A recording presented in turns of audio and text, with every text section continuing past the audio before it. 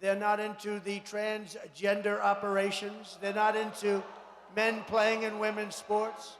They want a booming economy, and they don't like Kamala's plan to provide free sex change operations for inmates who are illegal migrants in detention, or secretly change the gender of our children in school without even parental consent or knowledge. Kamala even supports letting biological men compete against our girls in their sports. Kamala is for they, them. President Trump is for you. I'm Donald J. Trump, and I approve this message. 4 years of Donald Trump, its effect on the community, and particularly the most vulnerable. I mean, the scale of a catastrophe like this takes me back to the AIDS epidemic.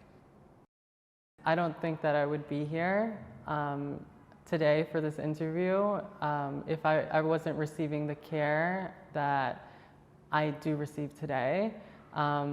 Without the care, I was really deeply depressed, lost, and unable to live a regular life. I think that that's what we all want, is to be able to access care that will affirm our gender, allow us to flourish into who we are, and live lives that are loved and cared for. My response to Trump, if he's watching, we're not afraid of you.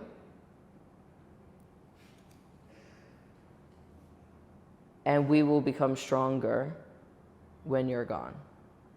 It is disheartening to know that people have to move out of their homes and travel so many miles and have to spend so much time to just receive some care. Is like in traditional therapy, even group or one-on-one. Right. You're a part of that? Yeah. That makes sense. Yeah. That makes sense. Yeah. Why a kid in New Mexico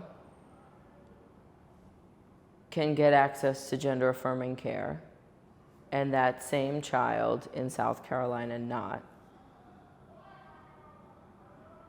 To me, it's negligence. It creates disparities that will follow that child through their life. It was early on in my childhood, had I realized I knew I was different. A lack of coverage for services as important as these, for children as young as they are, has deadly consequences. And in group, there's usually a facilitator that says, okay, now it's your turn to talk. Or without the care I have now, I would go far as to say, I think I might be in the percentage of people who don't make it to the end of Trump's presidency. It's not therapy. I'll start by saying it's not therapy. Right. Republicans watching need to know investing in trans kids is just as important as investing in their own kids. Because we are the next generation who's going to lead this country. And we have bright ideas, strong futures. We have grit and wisdom that I think our country could benefit from. And so when I signed up to be a part of this process, I told my therapist about it. My plan for the next 4 years is to get very firm and strategic on what the next step forward for us is. How will trans people become more resilient, smarter, stronger through Trump?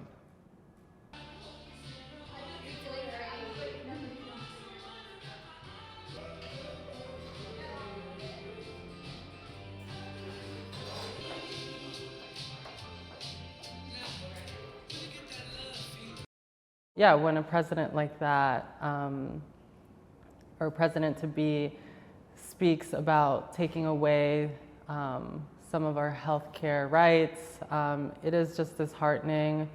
And I think it's just a moment to reflect on how important it is to have community, to be surrounded by community, to invest our time in coming together, loving one another, and really having a buy-in in the community. I'm a trans person, and this is, who I am. Ideally, we would want to move to a place where the federal government is actually supporting trans people and respecting and giving people's dignity and supporting people's health care.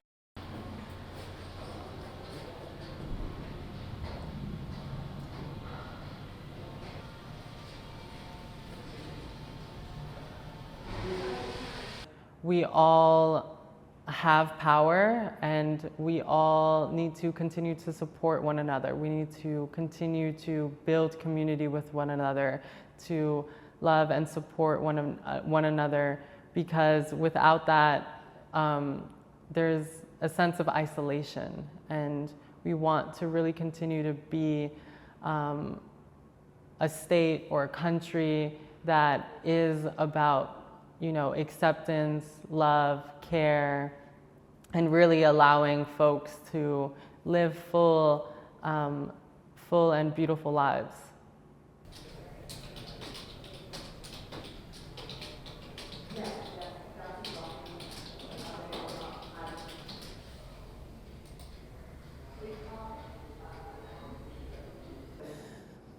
The question is, who's best to make the decision?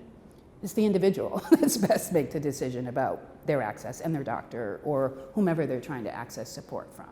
I don't necessarily know that the federal government making that decision is a good idea, but I certainly don't think that we should have differences between the states. I think each person should have the ability to access the support, the care, the resources that they need in order to live like all of us. Well, of course, the center is known for providing access to a whole range of support. I think it's scary, right? It's scary to think about, depending on where you live, your ability to access what every other human being has the ability to access can be different and unfair, right? And a lot of people are coming from other states to the center and to New York because they feel like if I'm going to be anywhere and the decision's going to be in a state, it's better to be in New York, perhaps, than it is in another state. That's not fair for people to have to leave their homes and everything that they know, right?